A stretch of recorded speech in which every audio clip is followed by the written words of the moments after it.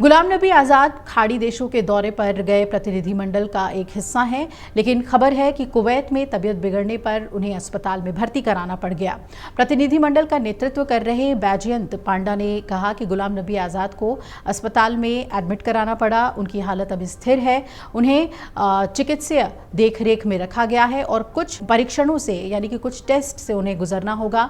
Operation सिंदूर के बाद पाकिस्तान को बेनकाब करने बीजेपी सांसद बैजयंत पांडा के नेतृत्व में खाड़ी देशों की यात्रा पर एक ऑल पार्टी डेलीगेशन के कई सदस्य और जम्मू कश्मीर के पूर्व सीएम गुलाम नबी आज़ाद की तबीयत वहां पर बिगड़ गई और उनको कुवैत के एक हॉस्पिटल में एडमिट कराया गया।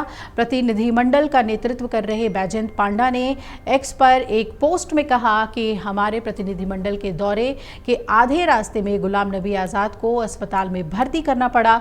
उनकी हालत स्थिर है। उन्हें डॉक्टरी देखरेख में रखा गया है और कुछ टेस्ट और कुछ प्रोसीजर्स वहां पर करने हैं। साथ ही बहरीन और कुवैत में हुई बैठकों में आज़ाद के योगदान के बारे में भी उन्होंने कहा कि वो अत्यंत प्रभावशाली थे। वो बिस्तर पर पड़े रहने की वजह से बहुत निराश हैं। आपको बता दें कि मंगलवार को प्रतिनिधिमंडल के साथ सऊदी की राजधानी रियाद पहुंचे पांडा ने कहा कि सऊदी अरब और अल्जीरिया में उनकी उपस्थिति हमें बहुत याद आएगी। इस यात्रा के दौरान प्रतिनिधिमंडल अलग अलग राजनीतिक गणमान्य शख्सियतों, सरकारी अधिकारियों, विचारकों और भारतीय समुदाय के सदस्यों के साथ बातचीत करेगा।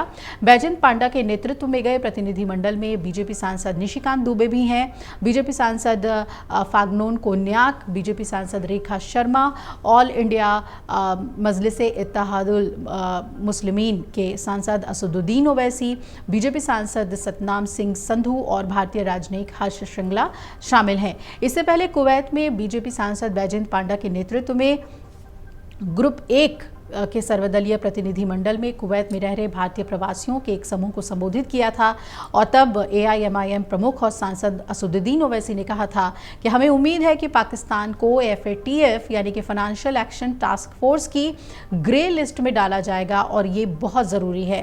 पाकिस्तान आतंकवादियों की भर्ती बंद नहीं कर रहा है। बीजेपी सांसद पांडा ने कहा कि ये यात्रा शानदार रही। कुवैत के साथ हमारे लंबे समय के अच्छे संबंध रहे हैं और जैसा कि हम बात कर रहे हैं, दोनों देशों के बीच 250 सालों के व्यापार और गतिविधियों के बारे में एक प्रदर्शनी भी चल रही है। निशिकांत दुबे ने इस पर कहा कि तबीयत खराब होने के बावजूद उन्होंने देश के लिए प्रतिनिधिमंडल का हिस्सा बनना स्वीकार किया। आज भी जब हम उनसे अस्पताल में मिले तो उनकी आंखें भर आईं। आज के समय में ऐसे राजनेता मिलना मुश्किल है। हम उनके जल्द स्वस्थ होने की कामना करते हैं। आपको बता दें कि गुलाम नबी आज़ाद जिस डेलीगेशन का हिस्सा है उसका नेतृत्व बीजेपी सांसद बैजयंत पांडा कर रहे हैं और ट्विटर पे उन्होंने तस्वीरें शेयर की और आज़ाद की सेहत के बारे में जानकारी दी और लिखा कि हमारे प्रतिनिधिमंडल के दौरे के बीच में ही गुलाम नबी आज़ाद को अस्पताल में भर्ती होना पड़ा। उनकी हालत स्थिर है। वो मेडिकल सुपरविजन में हैं और कुछ टेस्ट करवाए जाएंगे।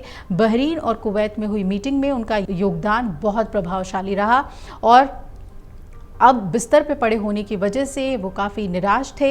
सऊदी अरब और अल्जीरिया में हमें उनकी मौजूदगी बहुत याद आएगी। यानी कि अब गुलाम नबी आज़ाद अपनी ट्रीटमेंट के लिए कुवैत में रुके हुए हैं जबकि डेलीगेशन आगे बढ़ जाएगा। गुलाम नबी आज़ाद खाड़ी देशों के दौरे पर गए प्रतिनिधिमंडल का एक हिस्सा हैं, लेकिन खबर है कि कुवैत में तबीयत बिगड़ने पर उन्हें अस्पताल में भर्ती कराना पड़ गया।